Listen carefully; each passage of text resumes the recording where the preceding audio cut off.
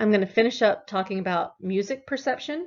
We had started this on Monday, really talking about melody, or as I talked about it, moving along the y-axis, so vertically along the staff. And now we're going to talk about rhythm, beat, and meter, so moving horizontally along the staff. Also, at the very end, I have a short bit about the interaction between visual information and auditory information. Okay, and so that is what was really repeated from what we did on the Wednesday before break. Now we're going to move on to musical organization and the aspect of rhythm. So really the melody, or a lot of the aspects of melody and those frequencies, are the manipulation of how music is organized by frequency, by pitch. But now we're going to look along what I was referring to before as kind of the x-axis, right, as we're going across horizontally along this. What he gives us here is the beginning of the Star-Spangled Banner. As we're moving along horizontally, music also is organized in time, and rhythm is the time pattern of the durations created by notes. So really it's the onset of the different notes, the onset time of the different notes. And so I'm going to do this, try to make this rhythm as I can. It goes eighth, eighth, quarter, quarter, quarter, half, eighth, eighth, quarter, quarter, quarter, half, eighth, eighth, like that. And he gives us the blue dots as a kind of, this is the rhythm of this song. He then talks about the beat as the pulse of music. So if we look over at our figure, at our treble clef there and our flats, we have a 3/4 time, which tells us about the beat or the pulse of music. And it's going to have a 1, 2, 3, as we have 3 beats per measure. And that's the kind of feel of the song. And so what we typically do is this 1, 2, 3, 1, 2, 3, 1, 2, 3. And as you might know, this is the feeling and the meter of a waltz. And so when I do the beat, I almost have to do the meter. And so if you look down at the bottom, he, with the red arrows, is giving us the beat of this 1, 2, 3, 1, 2, 3, trying to do it without the meter. And the meter is taking into account those red asterisks, that what we tend to do is a 1, 2, 3, 1, 2, 3 in this kind of triple meter where the accent is on the first beat of the measure. Okay, we also have a duple meter when we go 1, 2, 1, 2, 1, 2, or 1, 2, 3, 4, 1, 2, 3, 4 in this kind of march, more of a march kind of feel than a waltz kind of feel. And again, this is all really the pulse of music. He mentions how when we are tapping our toe or moving our hand to music, we're probably doing this to the beat of music. I often feel like I'm moving to some extent to the rhythm of music, as we're going to see in the very next slide. Our basal ganglia are very active when we're listening to music, as we are, even when we are not moving ourselves, our brain is responding as if we are moving to some extent. So Braun and Rowe in 2009 found a connection between beat and the activity of the basal ganglia. So the basal ganglia are these subcortical structures that are responding to our they're responding to our voluntary decision to make a movement. They often, what they'll do is they'll sort of take over a lot of the habitual kind of, this is what we typically sort of do. So when we're talking about activity in subcortical structures, this is usually activity that we're not aware of, right? So it's kind of this unconscious part of our processing. And what they found was that the basal ganglia and the connections between the basal ganglia and some of the cortical areas, so as we get up into the cerebral cortex, some of those cortical motor areas, those connections are more active when we're listening to a beat condition compared to where we're listening to a non-beat condition. And so a couple of things about what I'm saying about this figure.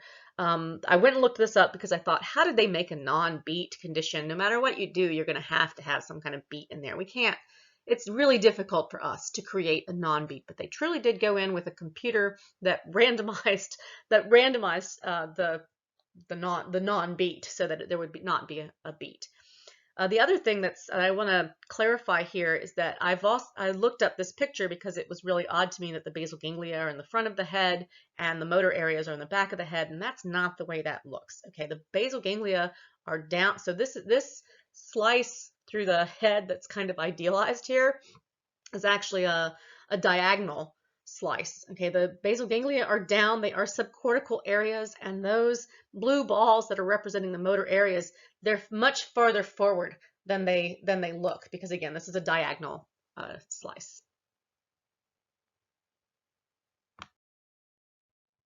So if we go back to this question of meter, so when we're looking at the beat and we're putting an accent on one of those beats, John Iverson and colleagues looked at the creation of mental meter. Okay, so when they gave people a two-tone sequence, so ding dong, and they told them to either put the meter on the ding on the first one, so ding dong, or on the second one, so ding dong, if I can kind of do that. They looked at their brain activity using MEGs. So MEGs are somewhat similar in some ways to the EEG, the electroencephalography, that we used for our ERPs before. But the MEGs, magnetoencephalography, are now looking at, instead of the electrical activity at the level of the scalp, it's going to look at the faint magnetic fields that are emitted by brain activity. And again, we're looking at the level of the scalp, so we're not looking at particular structures, but we can see pretty close to within about a centimeter of where this is in this kind of topography of the scalp. And the other thing that both EEGs and MEGs give us is this millisecond by millisecond kind of activity that we can tell what's going on in real time to something like music. And what they found was that people were able to change the meter with their mind, and that this is reflected by brain activity. So if we're looking over at the figure, the blue line there, where there's more activity there at the 0.1 seconds, was when they were hearing the ding dong, but they were putting the meter on ding, so ding dong, ding dong, ding dong. And the second one, the red dashed line, is when they were putting the meter on the second one, so ding dong, ding dong, ding dong.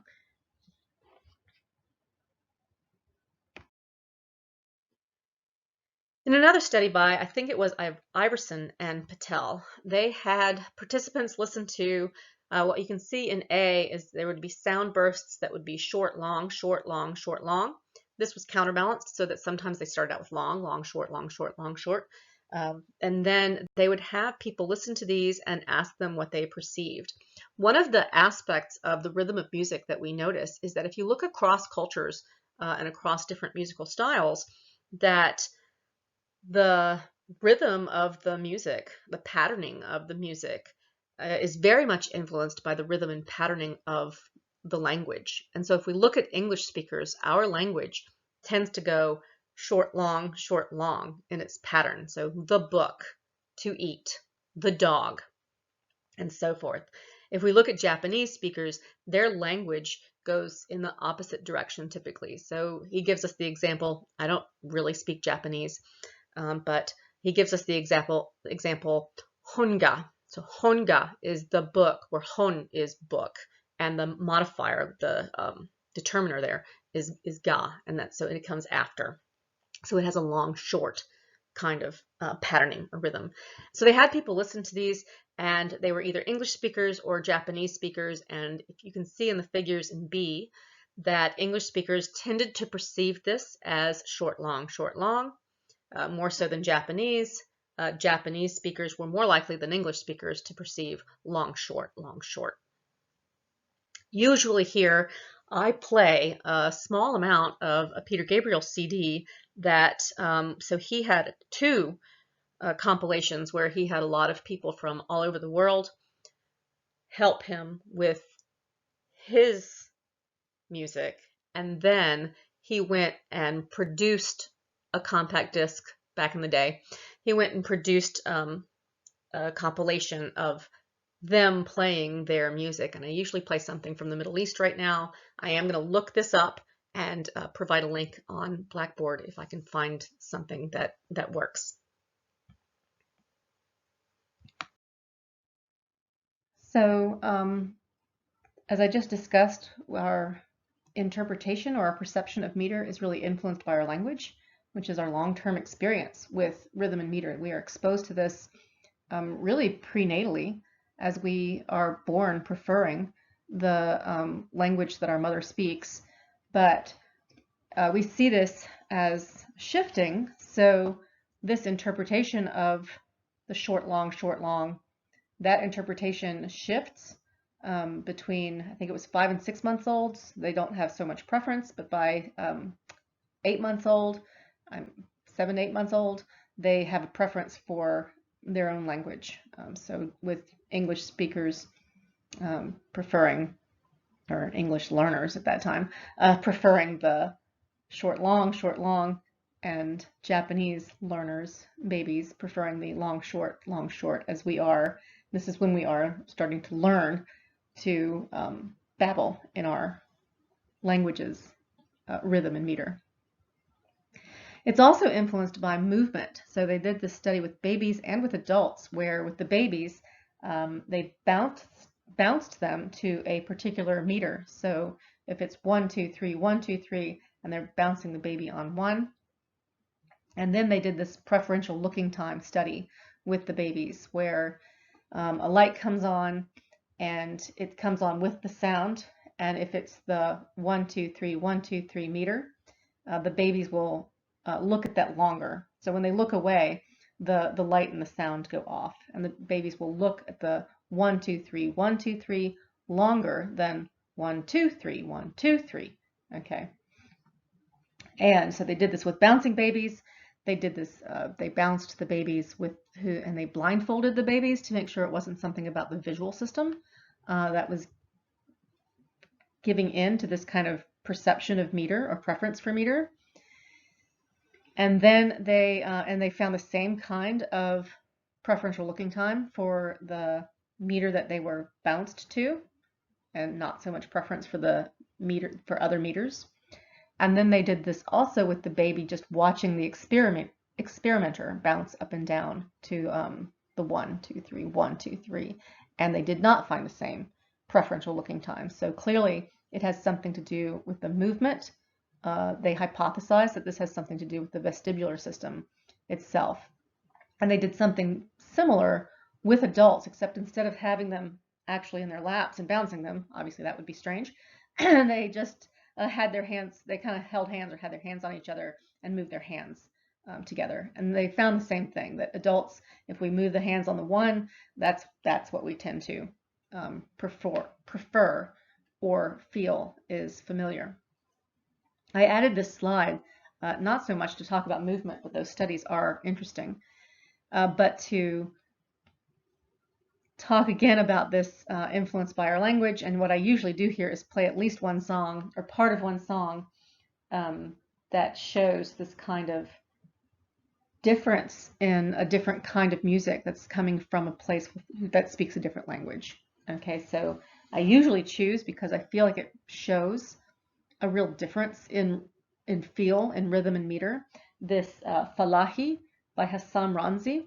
I have it from Peter Gabriel's Passion Sources. So he created this CD Passion, and he had a lot of help from people in the Middle East, people in South Africa, and he then produced an album that was just included their music, mixed that together. So here's just a little bit, and it's going to be from not very good laptop to better laptop, as what I learned is apparently you can't record music or some kind of sound within my laptop onto these PowerPoint slides. So here's Falahi by Hassan Ramzi. I'm just going to play a little bit to get the feeling of the meter and the rhythm.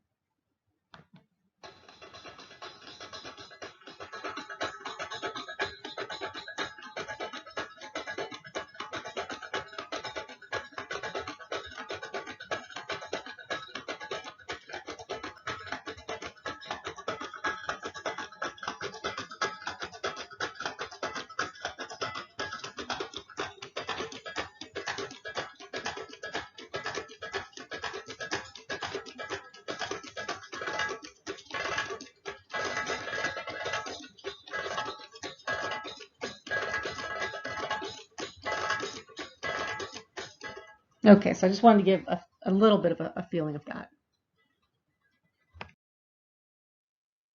Finally, in the Something to Consider section at the end, he discusses the interactions between vision and hearing. I'm actually going to talk about a slightly different study than the one he presents, but it's a similar kind of study, and you can see now two examples of how we see these interactions between vision and hearing, and they occur in both directions. And so I start out with this ventriloquism effect, and we're going to see this, we're about to do speech, and you'll see this in speech too, that we have a very strong kind of audio-visual kind of perception of speech, that our vision helps us a lot to understand when we are listening to someone talk, if we can see them.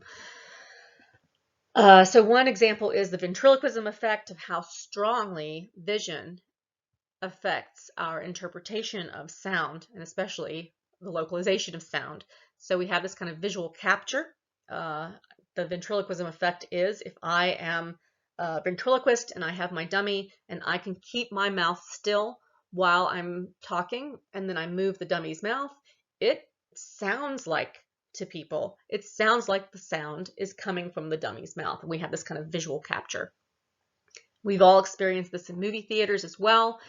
With movie theaters now, and you might even have a system at home where, if you can't appreciate that kind of how they're creating those sound localization cues, that it sounds like something's coming off from the left or from the right and behind you, that is really kind of cool. What's happening when the people are speaking on the screen, right? That information, that sound is still coming from the speakers. The people who are doing the speaking on the screen, they can be anywhere on the screen, and it sounds as if the words are coming, the sound is coming out of their mouths. And so that's kind of cool. So it has this really strong visual capture. So that's one influence of vision on our hearing and our perception of the auditory world. But we also see an effect of hearing and our auditory world on our interpretation of our visual worlds. And so this study comes from Secular et al. You can see, so what's happening in A and B in the visual world, the same exact thing is going to be happening on the screen. And in a no sound condition, what it appears like happens as these balls move on the screen is that the ball that's up at the left top corner moves down to the bottom right corner. The ball that's in the top right corner moves down to the bottom left corner. And they kind of just pass by each other. The only difference between A and B, again, the visual world is completely the same, is that in B, there's a click added right when those balls come together at the center. And so what people now perceive is that, I'm just going to do one side, where the ball at the right top corner, right, it comes down to the middle, it hits the left ball, and then goes back down to the bottom right.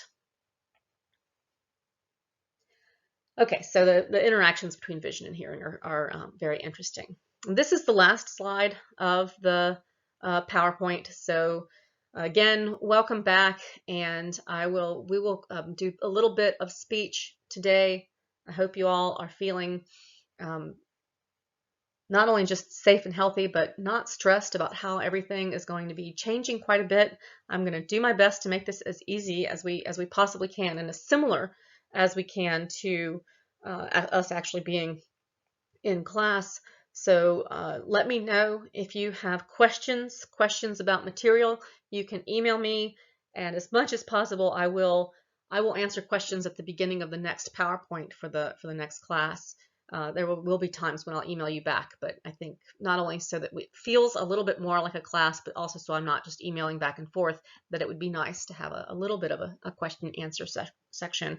And I know that sensation and perception has some complicated concepts in it. So do make sure that if you have questions, you are feeling comfortable about asking them, and not just about the material, but about the logistics as everything moves forward.